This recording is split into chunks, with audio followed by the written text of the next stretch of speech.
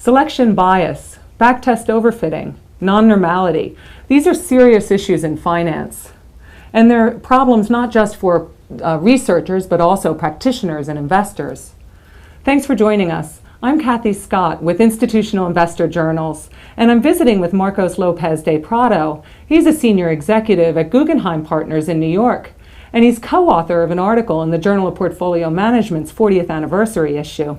Welcome. Thank you. Marcos, what is backtest overfitting? A backtest is a historical simulation of how a strategy would have performed in past. This performance can be the result of noise or it can be the result of signal. A backtest is fit when the strategy is profiting from signal, and it's overfit when the backtest is profiting from noise. And that's what we want to avoid. We want to avoid false positives. We want to avoid strategies that are profiting from noise. This is a big problem in finance because as a result of competition, the ratio of signal to noise is very low. And as a result, it is very likely that the strategy is overfit, much more likely that it's overfit than fit. And what about selection bias? Selection bias occurs when a researcher only publishes positive results. Now, this leads to a winner's scores because what used to work best in history typically is not going to work best in the future. So the problem of selection bias is that we only see what used to work best, and then going forward it tends to perform worse. Now, selection bias can occur without backtest overfitting, but combined provide a horrible situation because backtest overfitting makes selection bias trivial, meaning that you can run millions of simulations and then only publish the best result. So it exacerbates the problem. I mean, if you have one or another, it's bad enough, but generally they go hand in hand. They generally go hand in hand, at least in the worst cases. It can occur that the person can engage in selection bias without a backtest, but when selection bias occurs in combination with the backtest, this leads to the most inflated performance. And what's the fundamental cause of performance inflation? The fundamental cause is what is known as the multiple testing problem, and let me illustrate it with an example. Suppose a fair die. The probability of obtaining a 6 is 1 over 6. Now consider 10 fair dies. If I roll them, the probability that I get in each of them a 6 is less than 1 over 60 million. Suppose now that I roll these dice a large number of times until eventually I get all 6s. If I show you this last outcome, you will be led to believe that these dice are unfair. And why are you believing that? Because I'm not telling you that in order to achieve that result, I had to roll the dice tens of millions of times. That is the problem of selection bias. I'm only showing you the outcome that I want you to show, and I don't tell you how hard it took to get it. Is there any way to really avoid selection bias? We all have biases. Yes, well, what we need is transparency. So what is misleading you in my example is the fact that I am concealing information. I'm not telling you that this outcome was really hard to obtain. And because you just see the final outcome, the 10 6s, you will believe that it was very easy to obtain, meaning that it is signal. But the reality is, because these dice are fair, it was noise. It was really hard to obtain that outcome. So the problem of overfitting and selection bias, in fact, leads back to the problem of transparency and disclosing the number of trials involved in a discovery. So is performance inflation a form of fraud? It depends. I would like to believe that in most cases it's the result of negligence, in the sense that there are many researchers in many different fields that engage in empirical research, and for one reason or another, they do not control the number of trials involved in achieving a particular result. Now, if they don't know what they are doing, we cannot say that is fraud. I think the issue is with those researchers that know that of the existence of the multiple testing problem, and still they conceal the number of trials involved in a discovery just because they want to promote a particular outcome. Okay, let's step back a minute. I understood the example about the dye. Give me an example of an investment strategy that's been overfit. My favorite examples come from the area of seasonal patterns. And we could discuss, of course, examples everywhere. But in the case of seasonal patterns, there are tons of publications and almanacs that promote ideas like do not buy stocks on Monday, or buy stocks in the spring, or buy stocks in presidential years. There are all sorts of rules associated with particular periods of the year. So, for instance, let's suppose that I come up with some rule that tells you buy stocks on Monday and sell them on Wednesday. I try that, and performance is bad. And then I say, well, I will try buying stocks on Tuesday, doubling down on Wednesday, and going long on Thursday. And that doesn't work. And then I say, well, I should go long stocks every even day of the month. And that happens to work. Now, eventually, there are so many combinations that eventually there will be one combination that works. And it works not because there is a signal under that behind that behavior. It just works because something must work. There are random patterns in nature, and eventually something will appear to be profitable. The way to distinguish between these random patterns and signal is to take into account the number of trials that took to uncover that result. Why is this research relevant to investors?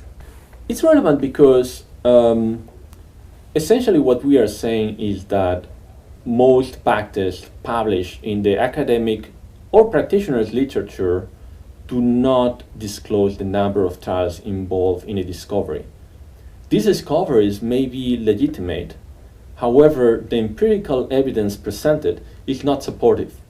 There is no way to determine whether a discovery is legitimate unless we know the circumstances of the discovery, how many trials it took to reach that conclusion. This is particularly problematic in finance because, as I said, the ratio of signal to noise is very low. And most likely discoveries are coming from noise, not from signal. So it is key that whenever an investor receives a backtest, this investor asks questions about this backtest. How many trials it took? What is the correlation between the trials? What is the Sharpe ratio? Is the Sharpe ratio published the best of the Sharpe ratios or some average of the Sharpe ratios to see if there is a selection bias? What should the investor tell the manager who doesn't have answers? Well, not having an answer means that most likely that portfolio manager came up with this discovery without controlling the circumstances of the discovery, which normally would mean that this discovery is the result of overfitting. What about the holdout method? Researchers use this to validate their tests. Does it correct for overfitting? That's a great question, and in fact is one of the biggest misunderstandings in empirical research in finance. The holdout method consists in splitting a sample into two or more subsamples, where one subsample is used for training the model and another subsample is used for testing what we have learned in the first subsample. This is a procedure that is helpful in a variety of settings and for some purposes, but does not prevent overfitting. And the reason is this: holdout does not control for the number of trials involved in a particular outcome. And as a result, holdout itself falls victim of overfitting. And what about memory effects? You talk about that a lot in your paper. Let me explain the difference between memory effects and no memory effects with an example. A coin, whether fair or not, has no memory. meaning that I can flip a coin and I will get some outcome, and past outcomes are not going to condition future outcomes. There is the outcomes are diluted away. So I may get 3 straight tails, and then I will obtain some heads. But the heads are not coming because I obtained tails before. Outcomes are diluted away. So this is an example of a process without memory. Now suppose that I introduce a microchip into the coin, and depending on outcomes, now the coin is going to rebalance some mass to obtain some other outcome that is conditioned by previous behavior. Well, that's a case of memory. And the difference in financial terms is enormous, because diluting away does not contradict your bets. However, memory actively undoes what has occurred in past. So investing in a process with memory means that you are going to obtain outcomes that actively go against your bet. So that's why overfitting in combination with memory effects is especially damaging. Are you saying that in finance, these memory effects it's just inherent in finance, so there's no getting around it? There's no getting around it. There are many examples like mean reverting processes and other very well-known situations. Whenever there is serial correlation, meaning that some outcomes are conditioned by previous behavior, there is memory, and as a result, when we overfit on those samples, the consequence is going to be that our bets are going to be contradicted by future outcomes. And this may be one of the reasons why so many systematic funds do not fare well. And this is something that is passing, because the same math that is used in aircraft for forecasting weather, for really solving hard problems, does not appear to work in many financial applications, and is puzzling. One of the explanations may be particularly that we are overfitting strategies on processes with memory.